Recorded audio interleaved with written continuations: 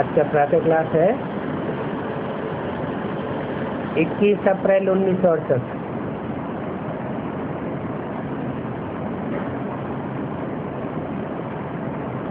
बच्चे समझते हैं, बाप बैठ बच्चों को समझाते हैं। समझाने वाला कौन है? बाप है। बाप भी बेहद के दो हैं।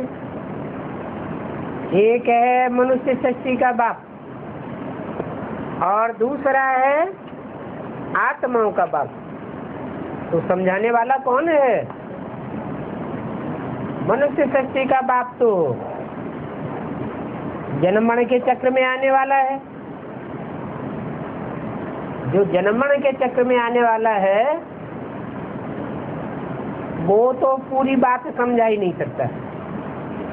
सृष्टि के आदि मध्य अंत का ज्ञान नहीं दे सकता। कौन दे सकता है? जो जन्म मरण के चक्र में आने वाला न हो।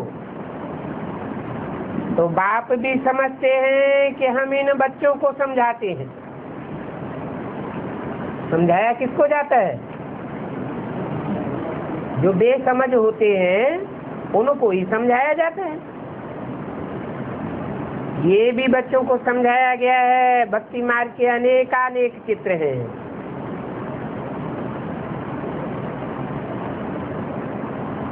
चित्र किस लिए बनाए जाते हैं?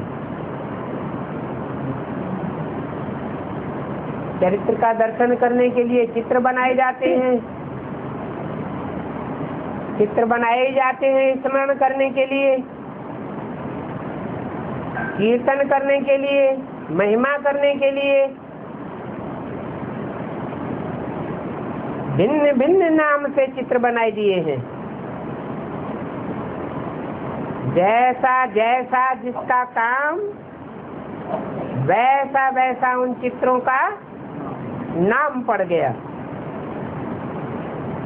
जैसे बच्चे को नेपाल तरफ भेज देते हैं, वहां मानते हैं पारसनाथ को। नाम क्या दिया है? पार्श्वनाथ। पार्श्व माने नजदीक, बाजू में।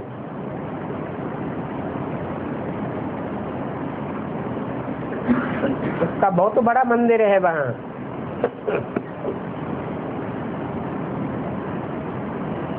नेपाल में ही बहुत बड़ा मंदिर क्यों है? पारसनाथ का।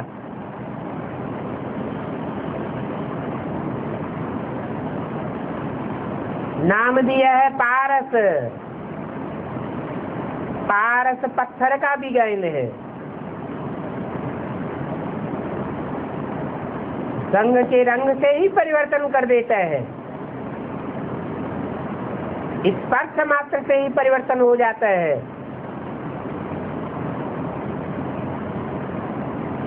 नेपाल में यादगार बनी हुई है। जरूर नई दुनिया की पालना करने वाला है।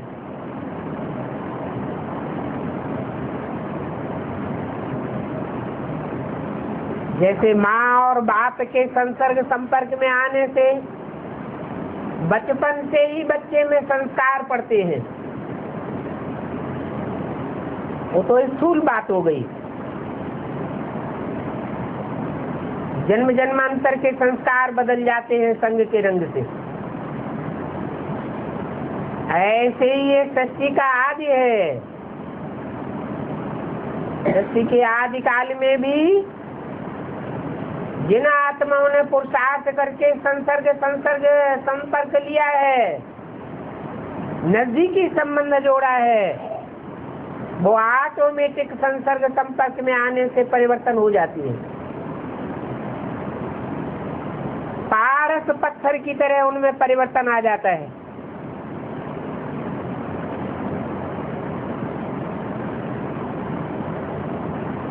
पार्श्वनाथ के 4 दरवाजे हैं।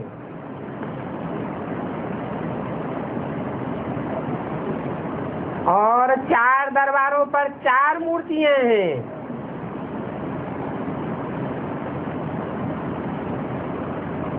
चौथे में कृष्ण को रखा है। पहले तो ऐसा था, अभी शायद बदली भी कर दिया हो।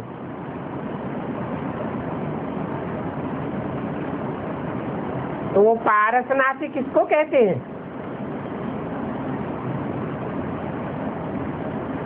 जरूर शिव बाबा को ही कहेंगे, जिसके संग के रंग में आने से,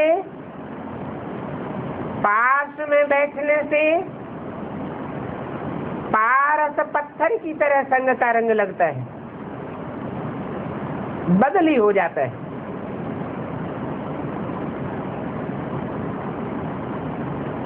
क्योंकि मनुष्यों को पारस बुद्धि भी वो ही बनाते हैं। वो है भी मन बुद्धि रूपी आत्मा। आत्माओं का बाप जरूर आत्माओं को चेंज करेंगे, परंतु किन आत्माओं को चेंज करेंगे? जो समझ करके, पहचान करके नजदीक आती है, समीप संबंध जुटाती है, उनमें परिवर्तन जरूर होता है।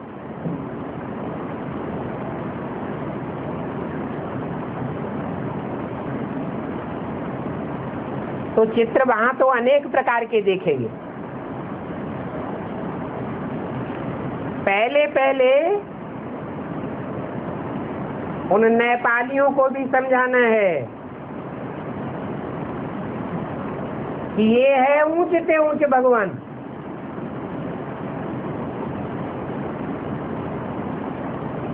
एक होता है हद का नेपाल और एक है बेहद का नेपाल। हद का नेपाल ऊंची ऊंची हिमालय की पहाड़ियों पर बसा हुआ है और बेहद का नेपाल ऊंची स्टेज वालों की यादगार है।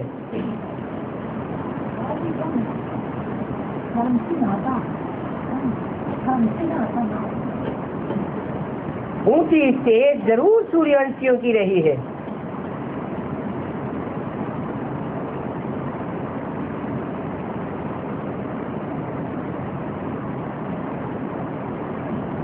तो नेपाल में भी नंबरवार है। राजधानी में तो सब प्रकार के होते हैं। तो सबको ये समझाना है कि ऊंच से ऊंच भगवान है। पीछे है सारी दुनिया।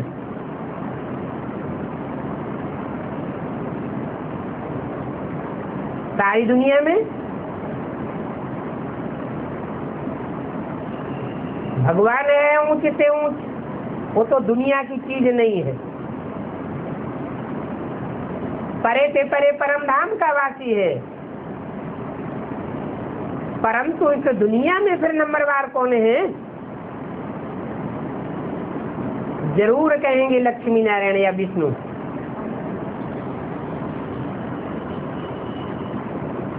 वास्तव में विष्णु का मंदिर भी रंग है।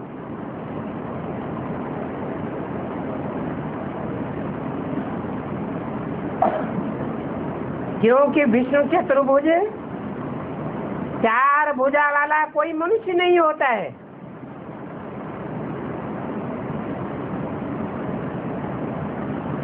जब मनुष्य होता ही नहीं है तो चित्र किसकी यादगार में बनाया गया है? जैसे रावण कोई होता ही नहीं है एक आदमी, फिर दशरथ का जो चित्र चेहरे बनाए हुए हैं वो किसकी यादगार में बनाए? जरूर कोई ने संगठित तो पुरुषार्थ किया है। ऐसे ही विष्णु भी कोई 4-5 आत्माओं का संग्रह है। कोई है ऐसी आत्माएं जिन्होंने आपस में मिलकर के संस्कारों का पहले पहले मेल किया है।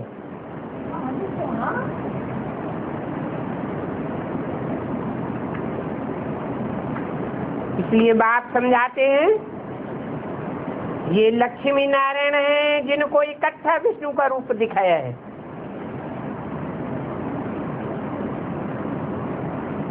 कौन कौन इकट्ठे हुए? विष्णु के चित्र में पुरुषार्थियों के रूप में कौन कौन इकट्ठे हुए जो विष्णु का चित्र बनाया? ये विष्णु का चरित्र कहाँ का बजाया हुआ है? जरूर कहेंगे संगम का बजाया हुआ चरित्र है। तो कोई आत्माओं की तो यादगार होगी। 4 भुजाएं दिखाई है। रावण को तो सिर दिखाते हैं, भुजाएं भी अनेक दिखाते हैं। इसका मतलब रावण अनेक प्रकार की मत चलाता है, अनेक प्रकार की मनमत और मनुष्य मत के आधार पर रावण का चित्र बना है और प्रैक्टिकल में भी चरित्र बनने वाला है। एक मत पर चलने वाला नहीं है। और विष्णु को एक ही सिर दिखाते हैं, 4 सिर तो नहीं दिखाते, 10 सिर तो नहीं दिखाते। क्यों नहीं दिखाते? क्योंकि प्रैक्टिकल में चलाने वाला एक ही है और नंबरवार चलने वाली भुजाएं 4 हैं। 4 भुजाओं में भी सब एक जैसी नहीं है, 4 ही नंबरवार है। कोई लेफ्टिस्ट पार्ट बजाने वाली है, कोई लेफ्टिस्ट पार्ट में भी ऊंच पार्ट और नीच पार्ट बजाने वाली है।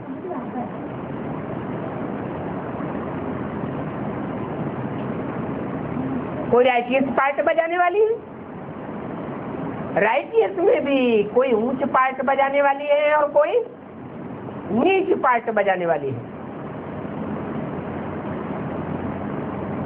नीच का मतलब दुनिया के मुकाबले नीच नहीं, उनका आपस में तालमेल किया जाए तो बात निकलती है कि वो ऊंचे है और वो उनके मुकाबले निष्ठ करते हैं। इसलिए विष्णु को 4 भुजाएं दिखाते हैं। 4 भुजाओं में कोई राइटियस है, कोई लेफ्टिस्ट है।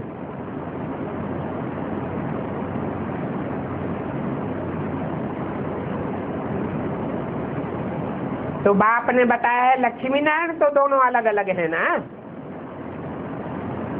परंतु विष्णु के चित्र में 4 भुजाएं क्यों दिखाई हैं? भुजा तो मददगार की निशानी होती है। आत्मा एक है या 2 है? एक आत्मा से एक भुजा रूपी यादगार दिखाई जाएगी ना। भुजा माने मददगार, तो जरूर 4 आत्माएं हैं। 2 है संगम युगी और 2 है सतयुगी। फिर भुजाएं अपने आप चलती हैं क्या? है? अरे रावण के भी 5 विकार हैं। पुरुष मुख की यादगार और 5 तत्व हैं स्त्री चोले की यादगार। तो उनको चलाने वाला कोई तो होगा। कौन है?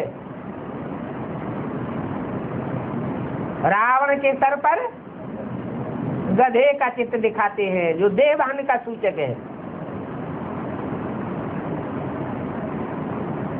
वो देववाहन है 10 अवसर को चलाने वाला।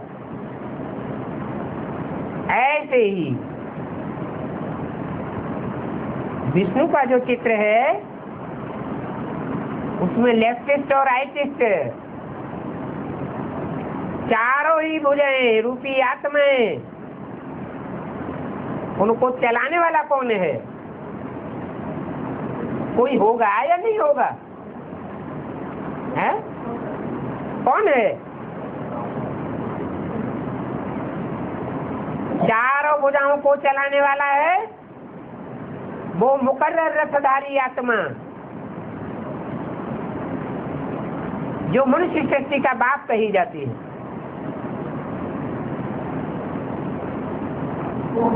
इसलिए ऊंचे से ऊंचे कहेंगे शिव बाबा को, फिर कहेंगे next to God is Prajapita.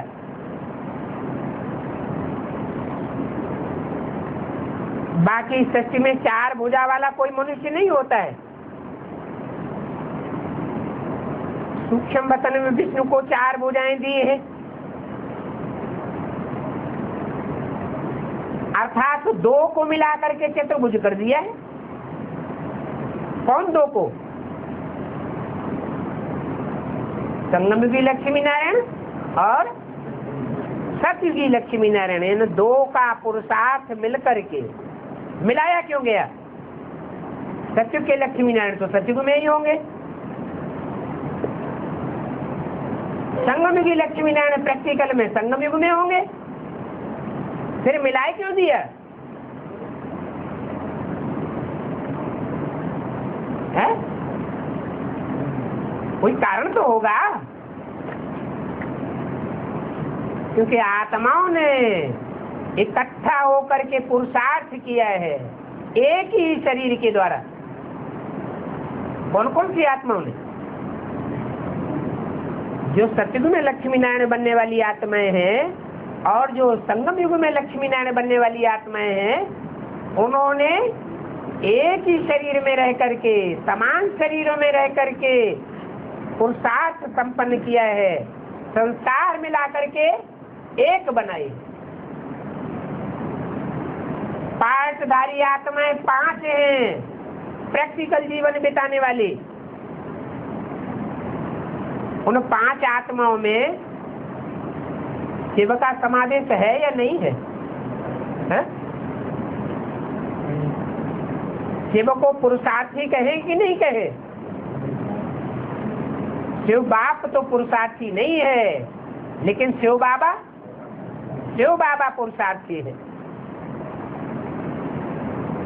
तो 5 आत्माओं में एक है चलाने वाला और 4 आत्माएं चलने वाली। चलाने वाला सिर एक ही है, मत देने वाला सिर, डायरेक्शन देने वाला एक ही है प्रैक्टिकल में।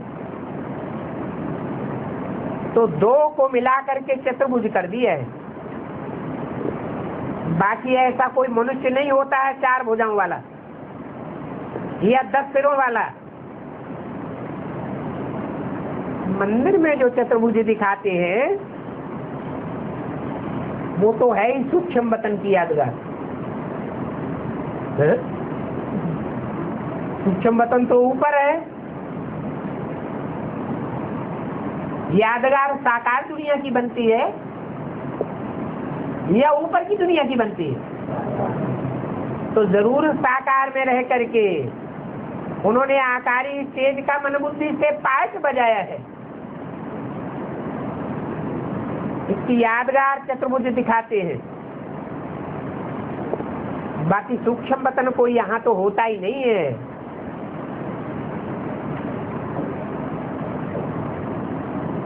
ये तो इस साकार दुनिया से परे की स्टेज में रह करके संकल्प विकल्प करने की बात है। चतुर्भुज को शंख, चक्र, गदा, पद्म आदि दिए हुए हैं, परंतु ऐसे तो कुछ भी नहीं होता। ये यादगार क्यों दी हुई है?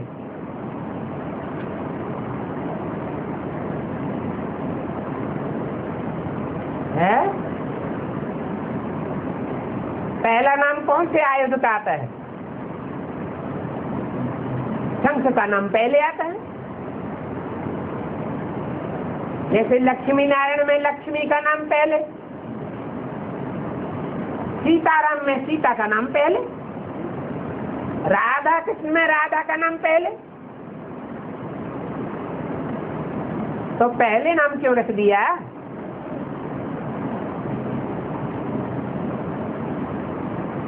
क्योंकि जब तक शंखनाद नहीं होता है चारों ओर, आवाज नहीं फैलती है।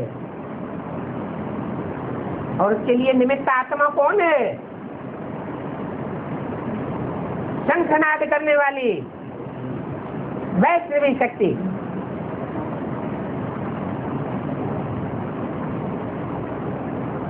फिर है चक्र।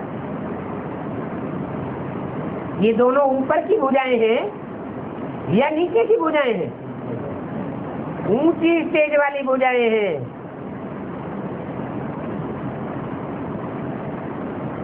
फिर गदा और पद्म दिखाया गया है। बाकी प्रैक्टिकल में ऐसी कोई बात नहीं है, समझने की बातें हैं। ये चक्र भी कोई विष्णु की बात नहीं है, ये तो तुम बच्चों को है। सच्ची का चक्र तुम बच्चों की बुद्धि में नंबरवार पुरुषार्थ संसार घूमता है। तो देखो नेपाल में विष्णु का बहुत बड़ा चित्र है।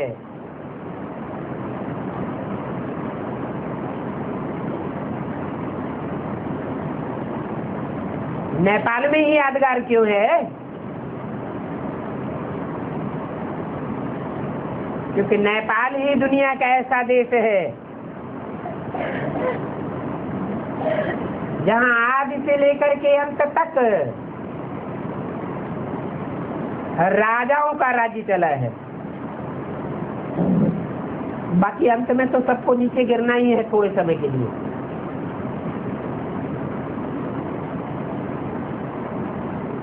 क्षीर सागर में कृष्ण विष्णु को दिखाते हैं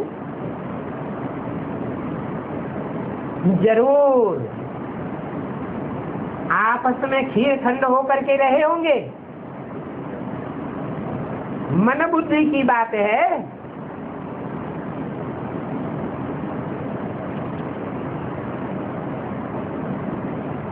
पानी में थोड़ा सा दूध डाल देते हैं,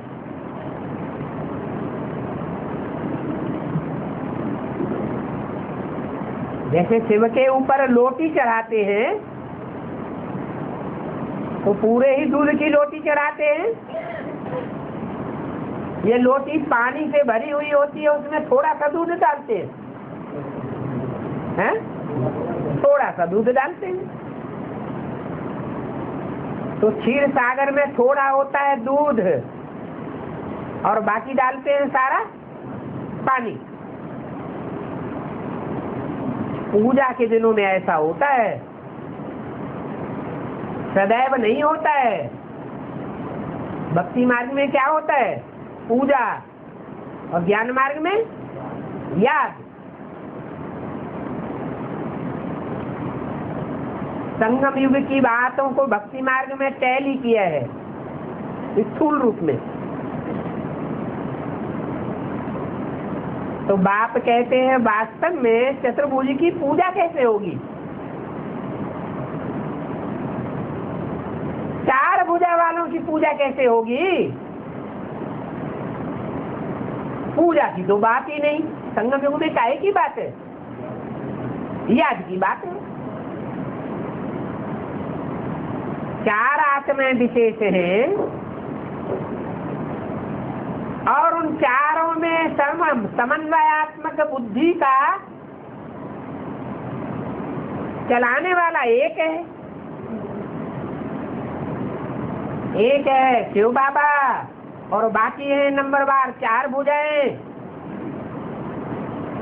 तो चार की पूजा कैसे होगी?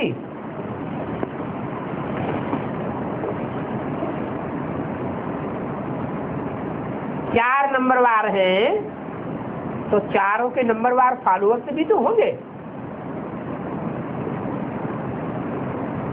वैष्णवी के फॉलोअर्स होंगे, वो चार भुजाओं में से किसको ज्यादा याद करेंगे? है शंख को याद करेंगे, शंखनाद की बात को याद करेंगे, चक्र के फॉलोअर होंगे। तो जैसा मम्मा का बुद्धि का चक्र घूमता रहता था ज्ञान में, ऐसे वो आत्माएं भी सारस्वत किस्म की आत्माएं होंगी, सरस्वती पुत्र होंगे। बाकी पूजा की बात नहीं है। स्मृति में बार बार वो आत्माएं आती रहेंगी, क्योंकि जन्म जन्मांतर का उन आत्माओं के साथ उनका संबंध जुटा हुआ है। शूटिंग कहाँ होती है? संगम युग में शूटिंग होती है। बाकी विष्णु इतना लंबा कोई मनुष्य तो होता नहीं है, फिर इतना लंबा क्यों बनाई दिया है? जैसे बुद्ध का चित्र बहुत बड़ा बनाते हैं, इतने बड़े मनुष्य तो होते नहीं है। जैनियों में बाहुबली का चित्र कितना बड़ा बनाई दिया है। हिंदुओं में पांडवों का चित्र कितना छत ऊंचा बनाते हैं। उन पांडवों में भी भीम को कितना लंबा चौड़ा दिखाते हैं। क्यों? इतने लंबे चौड़े होते थे क्या? क्या काम किया? जरूर बुद्धि का इतना विशाल बुद्धि से काम लेने की बात है, मनन चिंतन मंथन करने की बात है। कई बच्चे लिखते हैं, बाबा आप तो सूक्ष्म वतन को भी उड़ा देते हैं। अरे तुम सूक्ष्म वतनवासी बनते हो तो ऊंची स्टेज में उड़ते हो या नीचे की दुनिया में रहते हो? है? ऊंची स्टेज में उड़ते हो तो बाप भी सूक्ष्म वतन को उड़ाए देते हैं। अरे ये सारी समझने की बातें हैं। चार भुजा वाला कोई मनुष्य थोड़े ही होता है। ये लक्ष्मी नारायण को मिला करके चतुर्भुज दिखाया है। कौन से लक्ष्मी नारायण को मिलाकर? सतयुग में जो लक्ष्मी नारायण बनते हैं जो आत्माएं, और संगम युग में जो लक्ष्मी नारायण नर नारायण बनते हैं, उन आत्माओं के स्वभाव संस्कार को मिला करके संगम युगी पुरुषार्थी जीवन की यादगार दिखाई। वास्तव में वो मिलते भी नहीं है कि साकार जीवन से प्रैक्टिकल में आमने सामने होकर मिले हो। मिलते हैं क्या? नहीं। कैसे? फिर इकट्ठा क्यों दिखाई दिया? कारण कुछ तो होगा है? हाँ, सतयुग में बनने वाले जो लक्ष्मी नारायण हैं वो आत्माएं संगम युग में पाठ बजाने वाली जो प्रैक्टिकल आत्माएं हैं शरीरधारी, उनमें प्रवेश करके पाठ बजाती है। तो उसको कैसे दिखाया जाए? इसलिए चार भुजाओं का चित्र दिखाते हैं। बाकी ऐसे मिलने की कोई बात नहीं है। लक्ष्मी का जन्म अलग होता है और नारायण का जन्म अलग होता है।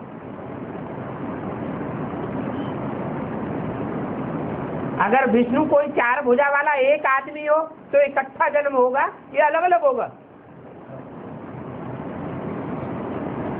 ऐसी तो कोई बात नहीं। जन्म माने प्रत्यक्षता रूपी जन्म। जैसे बच्चा पहले गर्भ में गुप्त होता है, फिर जब बाहर आता है तो संसार में प्रत्यक्ष हो जाता है। उसको कहते हैं जन्म हुआ। ऐसे ही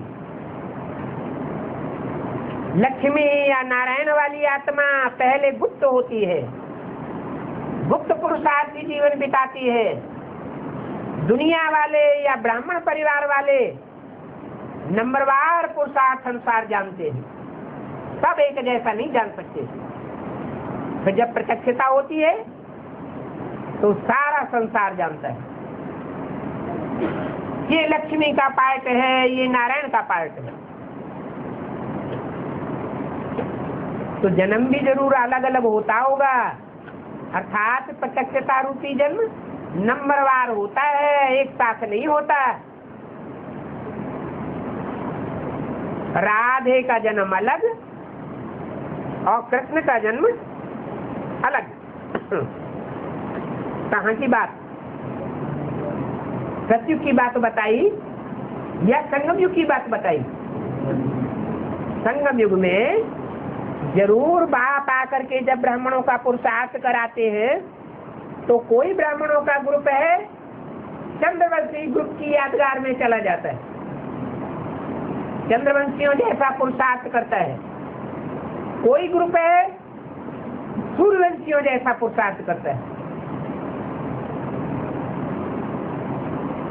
तो कृष्ण का जन्म सूर्यवंशियों के बीच और राधा का जन्म ज्ञान चंद्रवंशी ब्रह्मा को फॉलो करने वालों के बीच होता है। जरूर दोनों के माँ बाप अलग अलग होंगे। कृष्ण को प्रत्यक्षता रूपी जन्म देने वाले माँ बाप अलग होंगे और राधा को प्रत्यक्षता रूपी जन्म देने वाले माँ बाप अलग होंगे।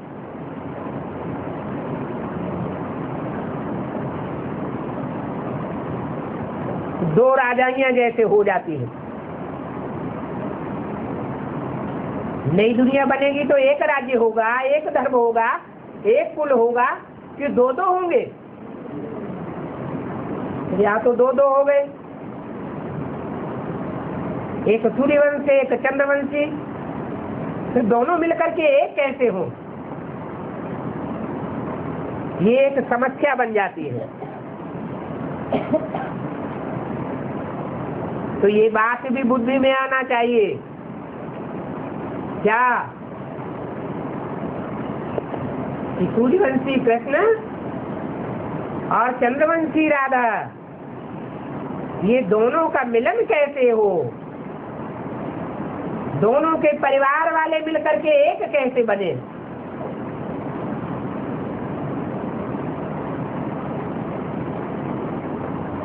भक्ति मार्ग में लौकिक में क्या होता है?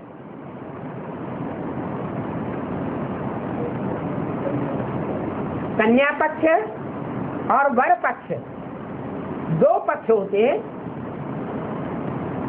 यहाँ भी सूर्यवंशी कृष्ण, चंद्रवंशी राधा। बड़ा किसको माना जाता है, छोटा किसको माना जाता है?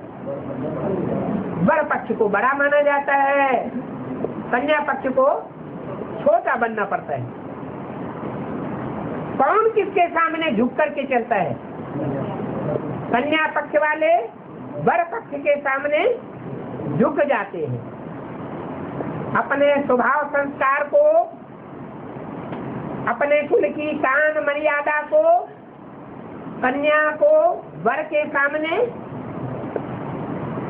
समय देना पड़ता है। तो पुरुष बड़ा होता है, स्त्री छोटी आयु की होती है। जन्म इकट्ठा होता है या अलग अलग होता है? प्रत्यक्षता रूपी जन्म जो होगा वो एक साथ होगा या अलग अलग होगा?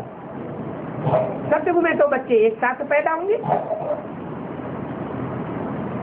एक साथ जन्म होता है, एक साथ शरीर छोड़ते हैं, नहीं तो विधवा हो जाए। वहां की तो बात ही नहीं है। यहाँ की बात है संगम युग में कि जिनका पुरुषार्थ बड़ा वो पहले प्रत्यक्ष होते हैं और जिनका पुरुषार्थ कम होता है वो बाद में प्रत्यक्ष रूपी जन्म लेते हैं। तो स्त्री आयु की छोटी होती है, इसलिए ये चतुर्भुज तो कोई चीज ही नहीं रही। दिखाते हैं तो जरूर कहेंगे परंतु बात समझाते हैं, ये भक्ति मार्ग के शास्त्र, ये भक्ति मार्ग के चित्र आदि जो भी है, इनको छोड़ दो, इनका आधार न लो। बाप जो क्लैरिफिकेशन देते हैं, जो समझानी देते हैं, उस समझाने का आधार लेना चाहिए। क्यों? भक्ति मार्ग तो 2500 साल चलता है, ज्ञान मार्ग तो अभी संगम युग में भी पूरा 70 साल हो गए, नहीं चल पा रहा। फिर भक्ति मार्ग की बातें क्यों छोड़ देनी चाहिए? क्योंकि अभी ज्ञान मार्ग जिंदाबाद होने वाला है और भक्ति मार्ग मुर्दाबाद होने वाला है। भक्ति मार्ग पूरा होता है, 2500 साल भक्ति मार्ग और 2500 साल ज्ञान मार्ग चलता है।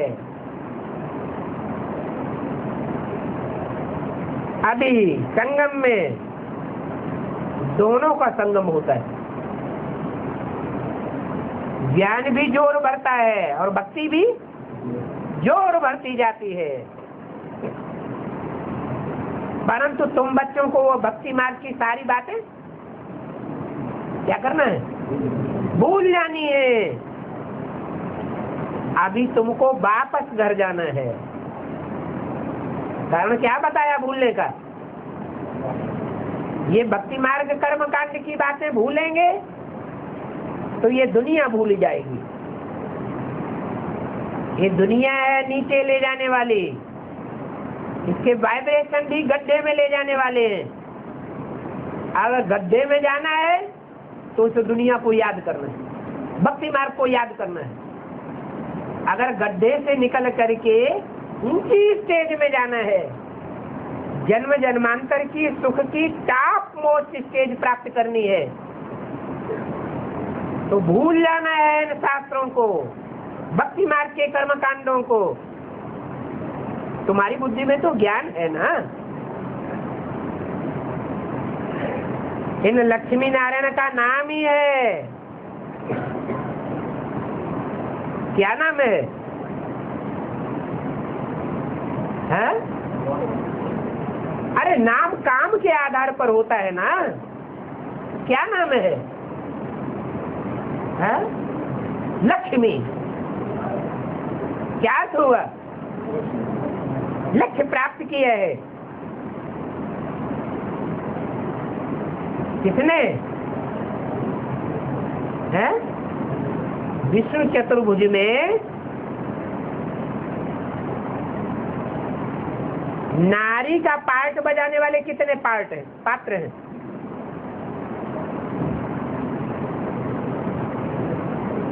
है? टोटल विष्णु चतुर्भुज में 5 पात्र हैं। ब्रह्मा को 5 मुख दिखाए जाते हैं। ब्रह्मा को क्या बनता है? विष्णु बनता है। तो 5 पात्रों में 3 पात्र हैं नारी का पार्ट बजाने वाले और 2 पात्र हैं नर के रूप में पार्ट बजाने वाले। परंतु प्रैक्टिकल में नर का पार्ट बजाने वाला कितना है? एक ही है। इसलिए बाप कहते हैं तुम सब हो सीताएं, राम बाप है एक, तुम सब पार्वतियां हो। तुम सब पार लगाने वाली हो। ये नहीं कहा तुम सब राधाएं हो। क्या? राधा सिर्फ एक का ही नाम है, क्योंकि राधा ही ऐसी है जो लक्ष्य को प्राप्त करती है, संपन्न 100% की स्थिति। कौन सा लक्ष्य? नारी से लक्ष्मी बनती है। रुद्रमाला जरूर श्रेष्ठ है, लेकिन रुद्रमाला का जो अव्वल नंबर का साथी मणका है नारी चोला होते हुए भी लक्ष्य को प्राप्त करता है क्या? है? लक्ष्य को प्राप्त नहीं करता है। तो नाम ही है लक्ष्मी नारायण। नारायण माने ज्ञान ही जिसका घर है। अयन माने घर, नार माने ज्ञान जल। क्षीर सागर में नारायण को दिखाते हैं, लक्ष्मी को नहीं दिखाते क्या? हैं? दिखाते तो हैं, लेकिन नारायण को ऊंची स्टेज में दिखाया है, लक्ष्मी को उतनी ऊंची स्टेज में नहीं दिखाया है। बाकी पारसपुरी है, पारसपुरी को गोल्डन एज कहा जाता है। क्या? क्यों? पारस तो पत्थर का नाम है। गोल्ड ऊंची चीज है या पत्थर ऊंची चीज है? हैं? गोल्ड ऊंची चीज है। हीरा क्या होता है? हीरा भी तो पत्थर होता है। हीरो पाटधारी को हीरा कहा जाता है। पारस क्या होता है? जिसके स्पर्श मात्र से परिवर्तन आ जाए। संग के रंग का गायन है ना। परिवर्तन कैसे होता है? संग दोष और अन्न दोष से नीचे गिरे हैं, तो ऊंचे कैसे उठेंगे?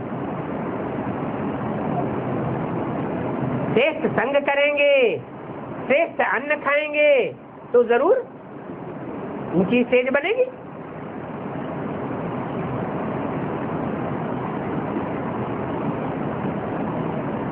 जो पुरुषार्थी अन्न के ऊपर ध्यान नहीं देते हैं, अन्न दोष के ऊपर ध्यान नहीं देते हैं, संग दोष की बातों में ध्यान नहीं देते हैं, भगवान को नहीं पहचानते हैं, भगवान का संग नहीं करते, देहधारी गुरुओं की बातों में उलझ जाते हैं, उनको संग का रंग फिर कैसा लगेगा? है? जरूर नीच बना देंगे, अवस्था ही नीचे आ जाती है। तो नाम रखा है पारसपुरी। किसकी पुरी? जिसके पास में रहने से ही सदगति होती है। अब मन बुद्धि रूपी आत्मा से पार्श्व में रहे, शरीर से पार्श्व में रहे, अथवा दोनों से पार्श्व में रहे, कौन सा ज्यादा अच्छा है? लगातार 24 घंटे याद बनी रहे मन बुद्धि में, ये तो संभव है नहीं, ये तो प्रैक्टिस की बात है। तो क्या कर सकते हैं? संभव क्या है? साकार और निराकारी स्टेज में दोनों ही प्रकार से हम संग का रंग लेने का प्रयत्न करें। साकार में भी साथ रहे और निराकारी बुद्धि के आधार पर भी हमारा संग साथ बना रहे। नहीं तो उल्टा भी हो जाता है। संसार की नजरों में ये रहता है ये तो सरेंडर है, कंधे पर चढ़े हुए, बाबा के ऊपर इनकी सारी जिम्मेवारी है, लेकिन उनकी बुद्धि कहाँ धरी रहती है? बाहर की दुनिया। तो संग में है, पार्श्व में है, पारसनाथ के संग में रह करके गोल्डन बन रहे हैं या दुनियावी बन रहे हैं? क्या बन रहे हैं? दुनियावी बन रहे हैं। तो बुद्धि से भी साथ होना चाहिए और शरीर से भी साथ होना चाहिए। बाकी कोई पावरफुल आत्माएं होती हैं, जैसे लक्ष्मी है, शरीर से ज्यादा लंबे समय तक पुरुषार्थी जीवन में साथ रहती है क्या? है? नहीं रहती है। फिर भी जन्म जन्मांतर के सुख की प्राप्ति, प्योरिटी से क्या मिलता है? There is purity, there is peace and prosperity. जन्म जन्मांतर की पीस और प्रॉस्पेरिटी, इस 500-700 करोड़ की दुनिया में जितना लक्ष्मी प्राप्त करती है उतना नारायण भी अपने अंतिम जीवन में प्राप्त नहीं कर पाता। ये पारसनाथ का महत्व है, संग के रंग का महत्व है। क्या शरीर से साथ किया? है? शरीर से साथ तो नहीं किया, मन बुद्धि से साथ रहता है तो कितनी बड़ी प्राप्ति हो जाती है। मन बुद्धि रूपी आत्मा ज्यादा पावरफुल है या शरीर ज्यादा पावरफुल है? आत्मा ज्यादा पावरफुल है। आत्मा चैतन्य है और शरीर तो जड़ है। तो पारसपुरी को गोल्डन एज कहा जाता है। माना जो उस पारस के संसर्ग संपर्क में रहते हैं, चाहे मन बुद्धि से चाहे शरीर के साथ,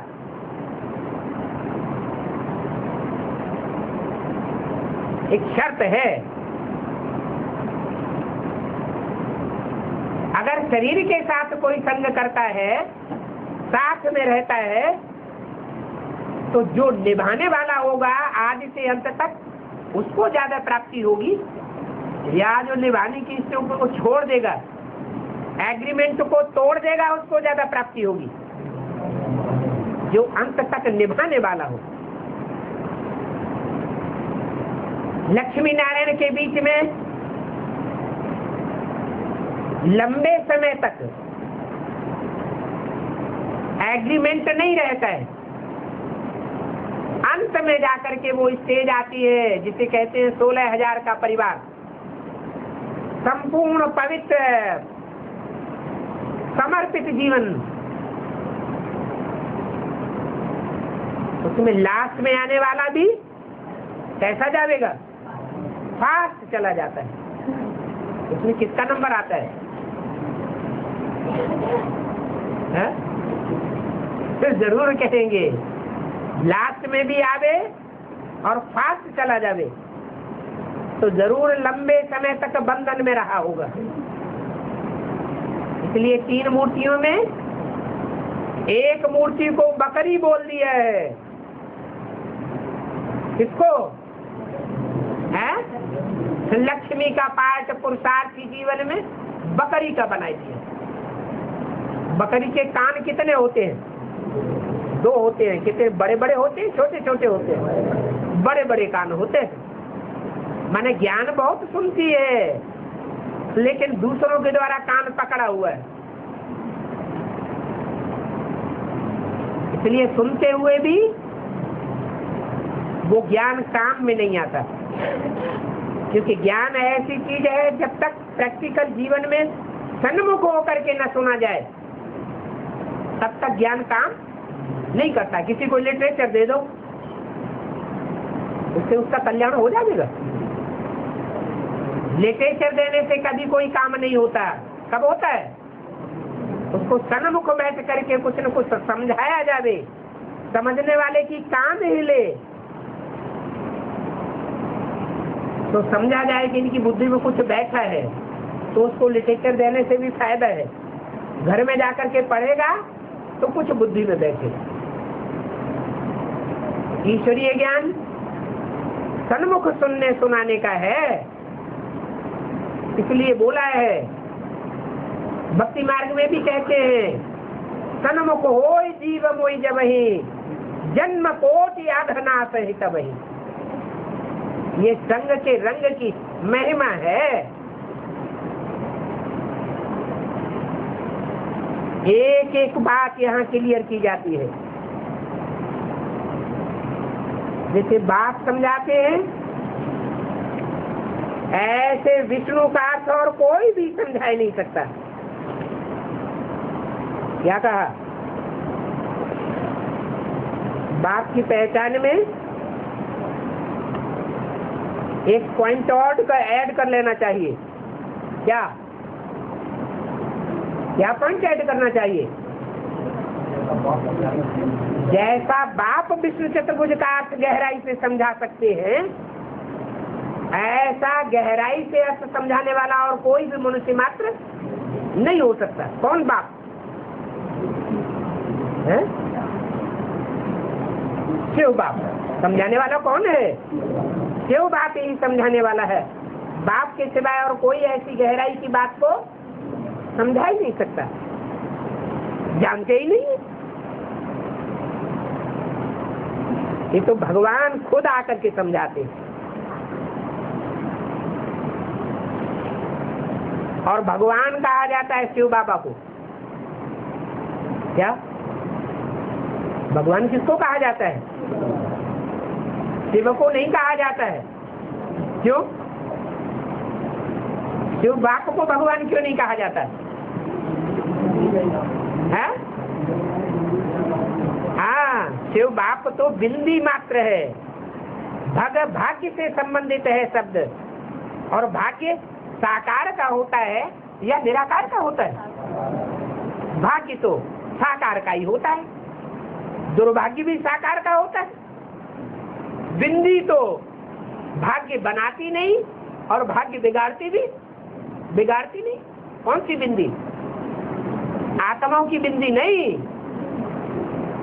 जो भगवान जो कहा जाता है वो मुकर्रर रथधारी आत्मा में जो प्रवेश करने वाली आत्मा शिव है, वो न भाग्य अपना बनाती है न कभी बिगाड़ती है। तो शिव बाप जब मुकर्रर रथ में आते हैं तो उनको शिव बाबा कहा जाता है। निराकार और साकार का मेल शिव बाबा कहा जाता है तो एक ही, लेकिन नाम का अर्थ बनता है ना। एक है नाम शिव बाप और एक नाम है शिव बाबा। बाबा किसको कहते हैं? साकार और निराकार का मेल हो तो बाबा कहें। अगर कहें शिव बाप तो साकार तो है ही नहीं, मेल हुआ ही नहीं, तो बाबा कैसे कहेंगे? एक का नाम भक्ति मार्ग में अनेक प्रकार से रख दिया। जैसा जैसा काम वैसा वैसा नाम पड़ जाता है। तुम अभी अनेक नाम नहीं लेंगे क्या? तुम अनेक नामों से याद करते हो या एक ही नाम से याद करते हो? कौन सा? शिव बाबा एक नाम से याद करते हो, अनेक नामों से याद नहीं करते हो। क्यों? है तो एक ही। सोमनाथ नाम से याद कर ले तो क्या अंतर पड़ता है? हाँ, जहाँ सोम शब्द आवेगा वहाँ चंद्रमा भी आ जाएगा। तो शिव बाबा नाम अच्छा है। भक्ति मार्ग में तो बहुत धक्के खाते हैं। कितने नाम रख दिए हैं, कितने स्थान और ठिकाने बनाए दिए हैं, माथा टेकते ही रहते हैं। तुमने भी धक्के खाए हैं क्या? तुम अपने को बहुत ऊंचा नहीं समझना, तुमने भी बहुत धक्के खाए हैं। तो अभी वहाँ के मंदिर को देखना है। कहाँ के मंदिर को है? जो नेपाल का पारसनाथ का मंदिर है, क्षीर सागर में दिखाते हैं, वो भी देखना है। फिर उस पर समझाना है कि ऊंचे से ऊंचे है भगवान। जड़ नेपाल की बात करेंगे पहले, या चैतन्य नेपाल की बात करेंगे, चैतन्य पारसनाथ के मंदिर की बात करेंगे, या जो भक्ति मार्ग का जड़ नेपाल में मंदिर बना हुआ है उसकी बात करेंगे? है? चैतन्य में जिन्होंने समझा होगा वो चैतन्य को समझावेंगे, वहां जावेंगे। जिन्होंने नहीं समझा होगा वो कैसे जावेंगे? सुप्रीम सोल निराकार परमपिता परमात्मा है।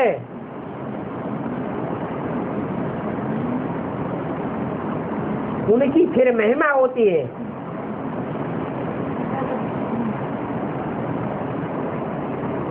महिमा कब होती है?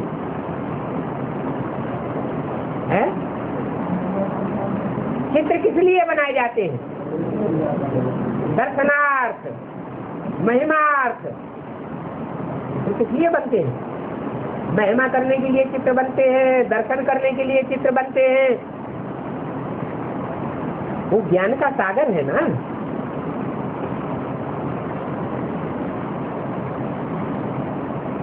दर्शन निराकार के करेंगे क्या?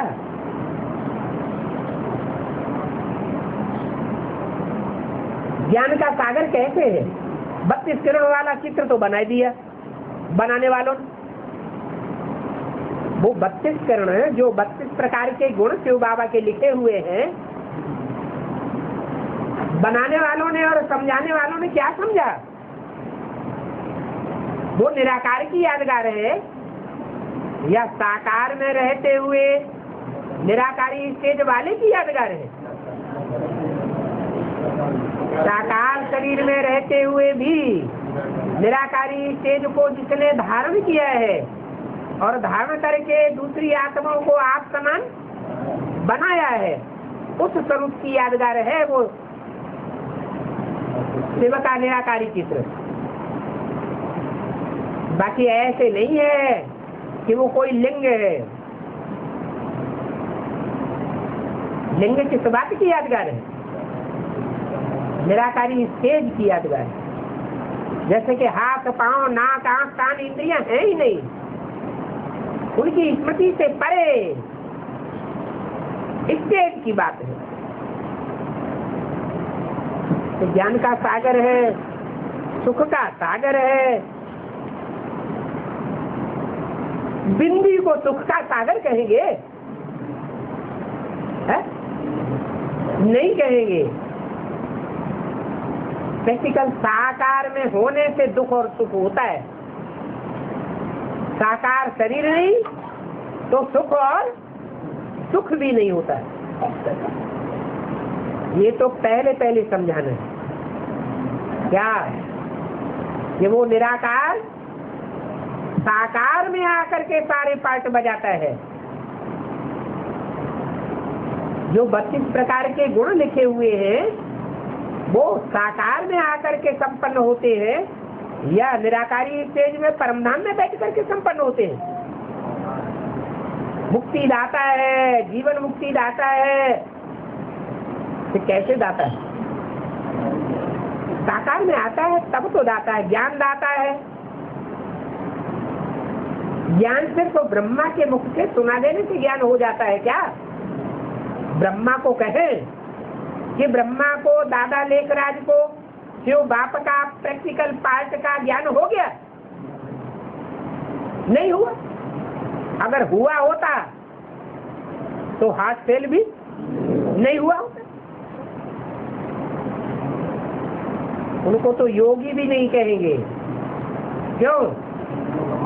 क्योंकि योगियों का तो हार्ट फेल होता ही नहीं। ये मुरली में बोला है। बोलने वाला कौन है? ब्रह्मा की सोल है या शिव की सोल है? शिव की सोल ने बोला। तो ज्ञान मार्ग में तो ज्ञान सागर एक ही बात है। वो ही पतित पावन सर्व का सदगति दाता है।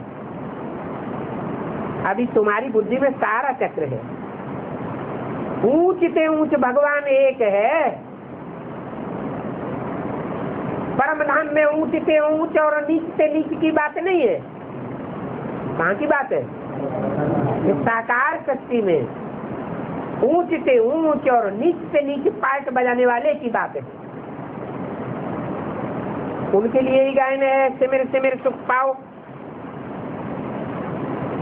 ऊंच से ऊंच को याद करेंगे तो सुखी होंगे या दुखी होंगे? दुखी होंगे। सिर्फ एक बात को याद करो, अर्थात सिमरन करते रहो।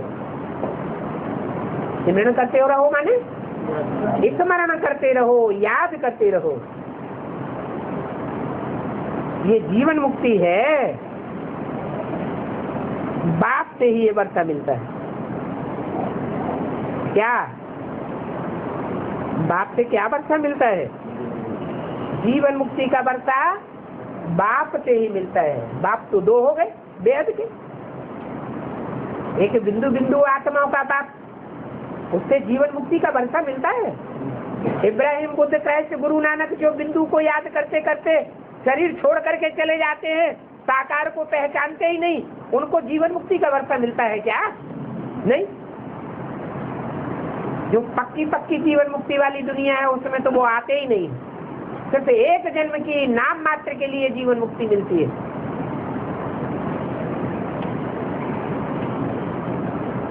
तो जरूर राजधानी स्थापन होगी।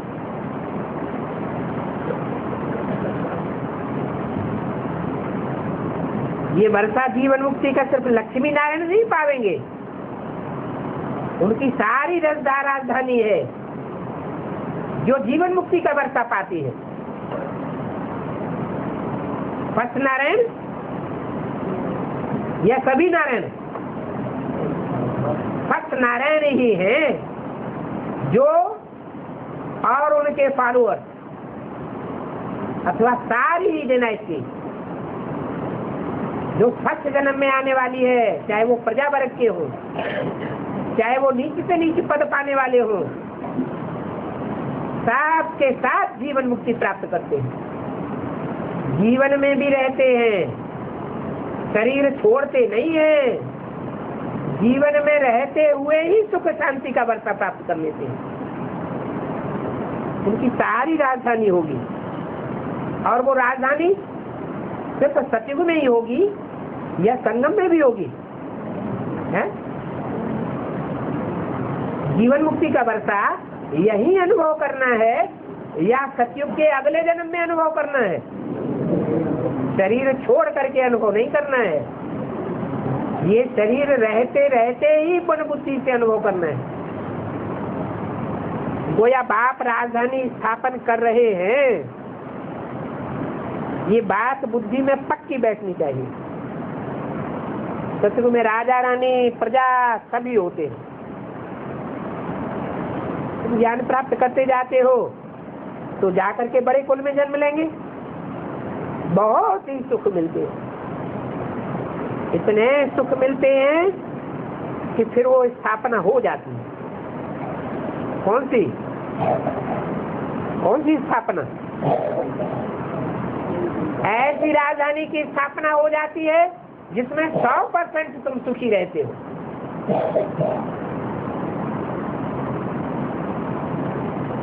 सतयुग के दूसरे, तीसरे, चौथे जन्म में वो 100% सुख नहीं रहेगा। मनु दादा लेखराज, ओम राधे सरस्वती जो सुख प्राप्त करेंगे उसको 100% सुख का वर्षा कहेंगे। क्यों? 100% सतयुग नहीं होगा, वहां उतरती कला होगी, वहां ये ज्ञान भी नहीं रहेगा कि हम सुख के जीवन में हैं। वहां तो देवताएं जैसे बुद्धू होते हैं। तो बाप कहते हैं जो ऐसी जीवन मुक्ति प्राप्त नहीं करते हैं वो छीछी आत्माएं वापस चली जाएंगी, शेष आत्माएं यहाँ रहेंगी।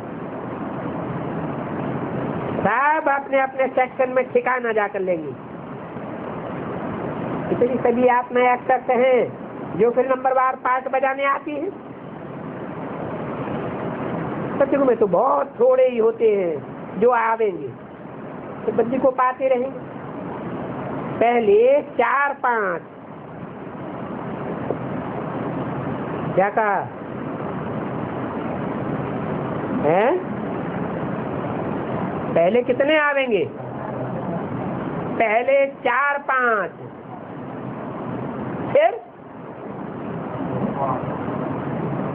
फिर आखिरी 50-100 लाख भी आ जाएंगे। आखिरी ये भी बुद्धि में आना चाहिए।